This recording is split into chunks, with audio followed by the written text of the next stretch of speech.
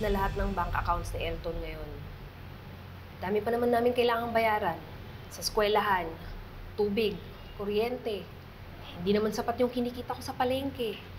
Alam niyo, pabuti na lang at nag-grant ng korte ang petisyon. Ang ibig sabihin nito, hindi na makagalaw pa ni Elisa ang pera na iwan ni Elton. Pero hindi pa tapos ang laban. Yung main case mo na judicial settlement of estate with partition ay nagsisimula pa lamang. No? And maiba naman tayo. Philip, kamusta ka na? Saan ka nag-aaral ngayon? Gusto po ni tatay na maging kapitan po ako ng barko. Yun po kasi yung pangarap niya nung bata pa siya. Sigurado akong matutuwa yung tatay mo. At huwag ka mag-alala sa gastos. Marami kami tutulong sa iyo.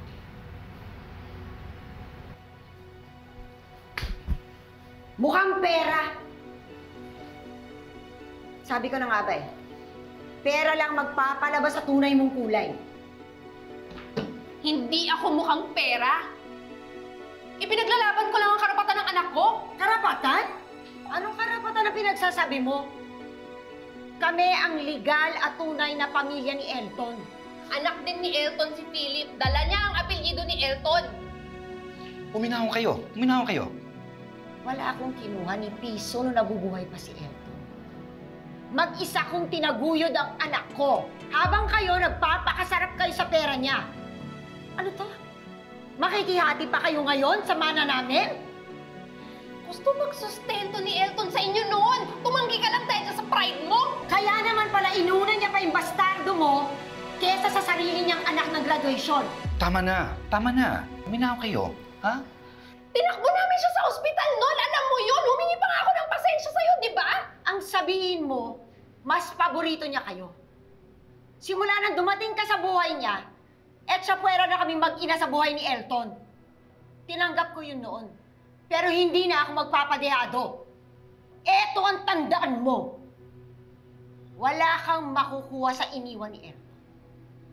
Magkamatayan na. Amin lahat ng perang yun. Wala akong pakialam kung matigil sa pag-aaral ang anak mo at wala rin akong pakialam kung mamatay kayo sa gutom. Philip! Teka! Hindi pa ako tapos. Hindi pa ako tapos. Bumalik kayo dito. Hindi pa ako tapos! Teka muna, ha? Ito ang una at huling warning ko sa iyo. Kung hindi ka titigil sa panggugulo mo rito, kakasuhan ka namin. Meron pa tayong hearing na mediation officer dito, pero hindi nagbibigay lisensya siya ito para sumugod dito sa opisina namin at manggulo sa opisina namin. Tumigil ka!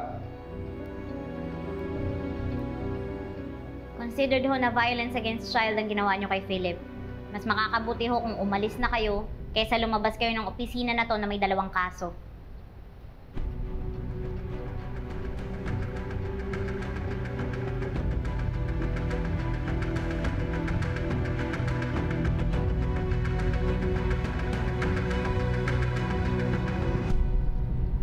Akin na yan!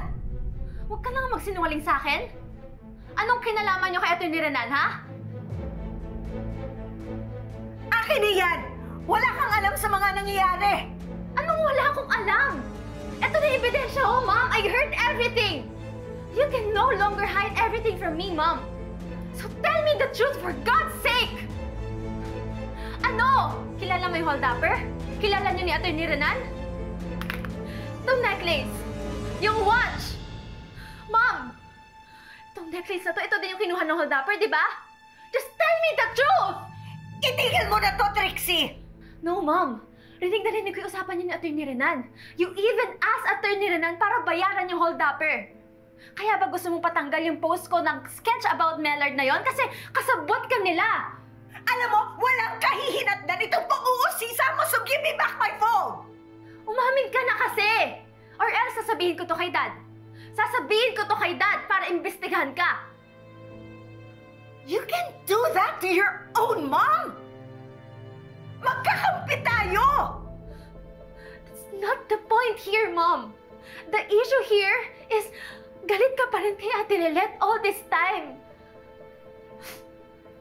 Ano ba, Mom?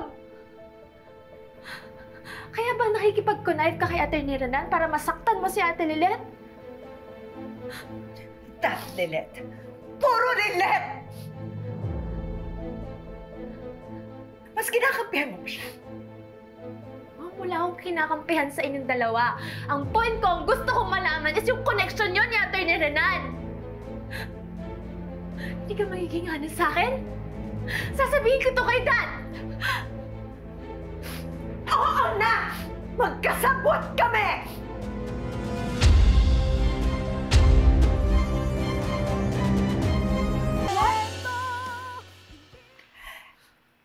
Alam mo, hindi mo maintindihan eh. Hear me out first. Ginagawa ko to para sa ating lahat. Para protektahan ka. Para sa atin? Seriously, Ma'am? Para sa atin? Paano mo tayo magpoprotektahan kung gumagawa ka ng mali, kung nakikipagsapwatan ka sa mga mali? All this time, pinaplastic mo lang si Ate Lilet. Nakikipagsapwatan ka kay Atty. Renan. Doing everything, all of that behind her backs. Hindi mo alam kung ano ang kailangan kong gawin para mapanatili tayong buo. I want our family whole. And that doesn't include Lilet.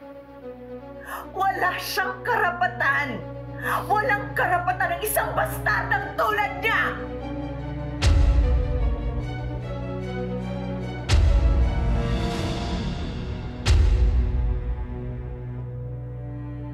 Hello, Patricia.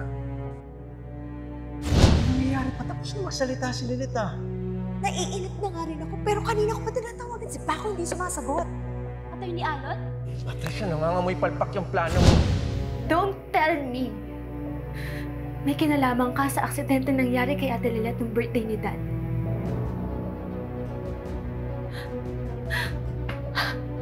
It all makes sense now. This wave, the chandelier. You've hated Ate Lilet all this time.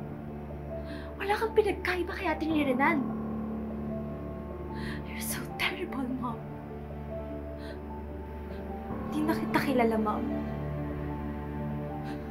What kind of demon has taken over you? Akala ko ba nagbago ka na? Akala ko ba okay na kayo ni Ate Lilet? Bakit, ha? Dahil lang sa galit ka sa kanya? Dahil lang sa anak ni Dad si Ate Lilet sa labas? That's so shallow! Oh my gosh, Mom! Oo, Trixie. Galit pa rin ako sa kanya. I expected so much better from you, Mom.